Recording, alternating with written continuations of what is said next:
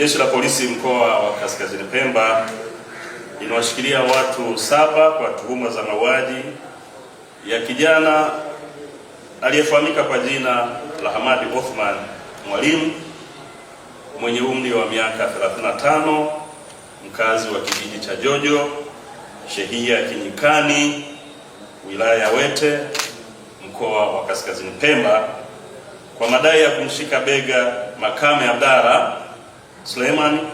na kupelekea kupoteza nyeti zake. Tukio la kuuawa kwa kijana huyu lilitokea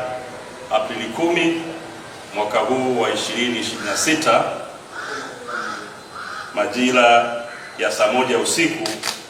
huko Madenjani, baada ya kushambuliwa na watu hao baada ya kupewa tuhuma ambazo hawakuweza kuthibitisha. Jeshi la Polisi mkoa wa Kaskazini Pemba linaendelea na uchunguzi kuhusiana na tukio hili na linatoa wito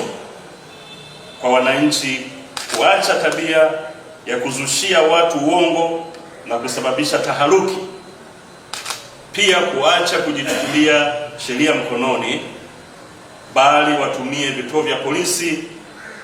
kuripoti matukio ya kihalifu, lengo likiwa uchunguzi uweze kufanyika sambamba na watuhumiwa kuchukuliwa hatua stahiki kwa mujibu wa sheria.